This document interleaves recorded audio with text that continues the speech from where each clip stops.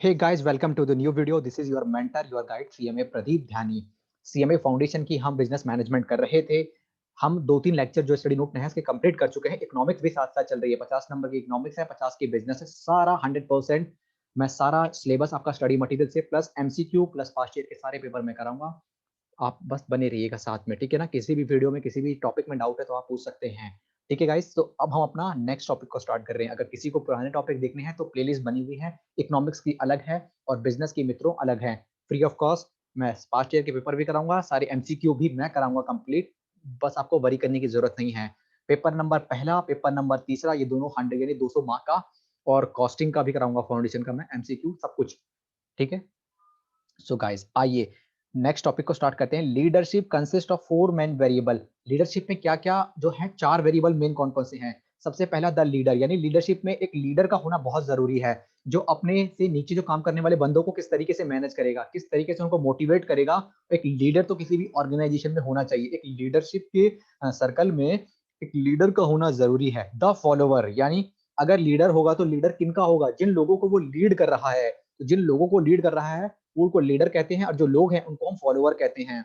दी organisation, भैया एक बात बताना कि अगर लीडर है और किसी ऑर्गेनाइजेशन के लिए ही तो लीडर, कोई ऑर्गेनाइजेशन ही तो लीडर को हायर करती है, कोई ऑर्गेनाइजेशन ही तो फॉलोअर को हायर करती है, तो एक ऑर्गेनाइजेशन का होना भी जरूरी है। दी इन्वायरमेंट, और उसमें एक अच्छा इन्वायरमेंट होना चाहिए जिसमें लीडर को पूरी जो है खुली छूट होनी चाहिए कि वो अपने जो है फॉलोवर को किस तरीके से गाइड कर सकते हो। तो मेन 4 वेरिएबल है लीडरशिप कंसिस्ट में। लीडरशिप में 4 जो है वेरिएबल होते हैं। पहला एक सबसे पहले तो मान लीजिए आप, एक ऑर्गेनाइजेशन होनी चाहिए, तो उसके बाद उसमें एक अच्छा इन्वायरमेंट होना चाहिए, और एक क्या नाम है, फॉलोवर होंगे। उस फॉलोवर का ही क्या होगा? लीडर होगा। आइए आगे देखते हैं अगला टॉपिक।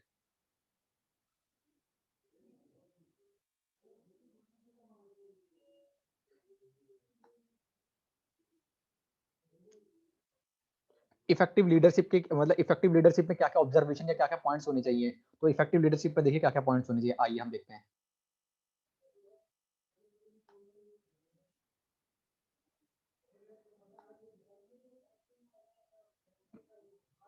ये पॉइंट्स होने चाहिए।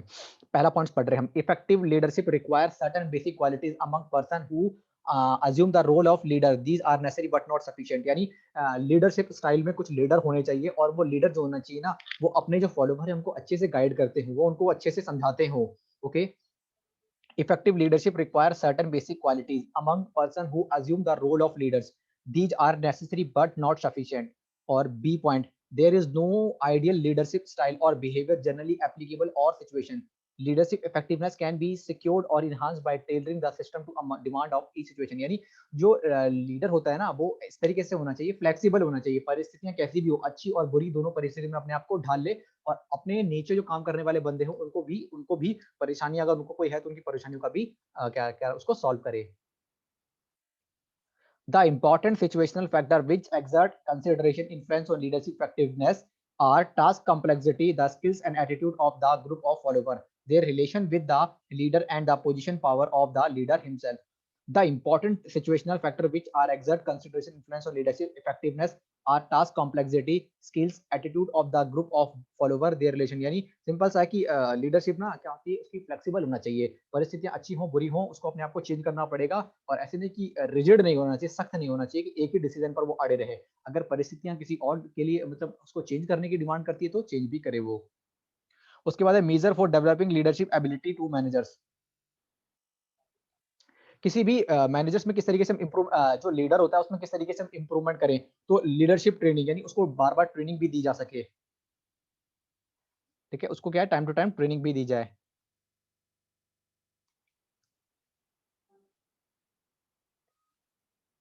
एक लीडर को टाइम टू टाइम ट्रेनिंग भी दी जाए। और इंटरनल ऑर्गेनाइजेशन एक्सपोजर, यानी उस व्यक्ति को, उस लीडर को सबसे पहले ऑर्गेनाइजेशन के काम के बारे में बताया जाए, पूरी ऑर्गेनाइजेशन का एक्सपोजर दी जाए। तभी तो वो किसी को लीड करेगा। जब उसको खुद ही कुछ नहीं पता होगा तो किस तरीके से किसी को लीड कर पाएगा? वो किसी को लीड नहीं कर पाएगा। ऑटोनॉमी एंड अकाउंटेबिलिटी, यानी उसको पूरे अधिकार दे देने चाहिए और उसकी जिम्मेदारी भी होनी चाहिए। एक लीडर की जिम्मेदारी होती है कि वो अपने फॉलोवर को भी अपने फॉलोवर को भी अपने साथ लेकर चले। और अकाउंटेबिलिटी के अंदर जिम्मेदारी भी होती है उसकी। अकाउंटेबिलिटी का मतलब होता है जिम्मेदारी। अकाउंटेबिलिटी का मतलब होता है जिम्मेदारी। ठीक है, उसकी जिम्मेदारी होती है कि जो काम उसको सौंपा गया है वो काम की रिस्पॉन्सिबिलिटी किसकी है?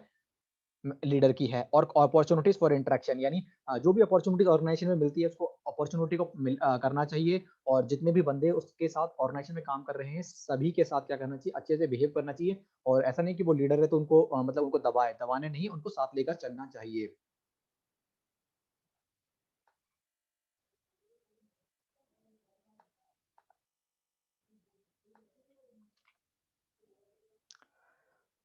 चार मेन वेरिएबल थे लीडरशिप में। देयर लीडर, एक लीडर होना चाहिए, उसके कुछ फॉलोवर होने चाहिए, और ऑर्गेनाइजेशन होगी तभी तो लीडर की जरूरत होगी, और तभी तो ऑर्गेनाइजेशन में फॉलोवर की जरूरत होगी। और द इन्वायरमेंट, एक अच्छा इन्वायरमेंट होना चाहिए काम करने के लिए। और लीडर को इम्प्रूवमेंट करने के लिए क्या क्या एरियाज हैं, लीडर को इम्प्रूव करने के लिए क्या क्या एरियाज हैं हमारे पास।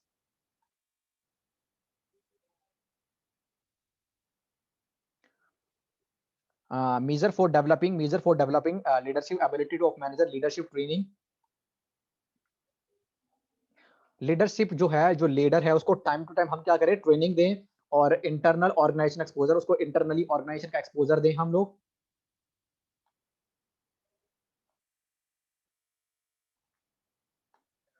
और अपॉर्चुनिटीज फॉर इंटरेक्शन, अगर उसको कोई नई अपॉर्चुनिटी मिलती है तो उसको नई अपॉर्चुनिटीज भी दी जानी चाहिए लीडर को। और अकाउंटेबिलिटी, उस लीडर की जिम्मेदारी भी होती है कि वो अपने फॉलोवर को भी संभाल के रखे, फॉलोवर को अगर उनकी मदद करे, अगर वो फॉलोवर कोई परेशानी में है, ठीक है। तो ये हमारा लीडरशिप का था। इसके बाद जो हमारा स्टडी नोट में, इस वाले स्टडी नोट नंबर 11 में हमारा जो टॉपिक रिमेनिंग रह जाएगा वो मोटिवेशन का रह जाएगा, जो कि छोटा सा है और हम इसको जल्दी ही फिनिश कर लेंगे। तो उसके बाद केवल एक स्टडी नोट नंबर 12 रह जाएगा हमारा, बाकी हम अपनी बिजनेस को जो है वो कंप्लीट हम कर चुके हैं।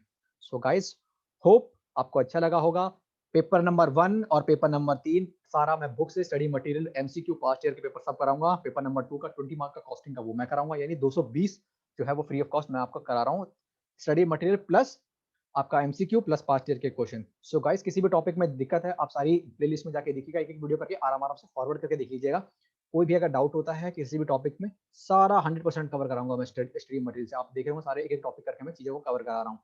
छोटी-छोटी वीडियोज़ में इसलिए बनाता हूँ मैं, ताकि प्रेशर ना आए कि 1 घंटे की, 1.5 घंटे की, 15 मिनट, 20 मिनट, आधे घंटे की वीडियोज़ मेरी होती है normally. So guys, we will meet in next lecture and best of luck and stay healthy and stay safe. Thank you so much guys, bye guys.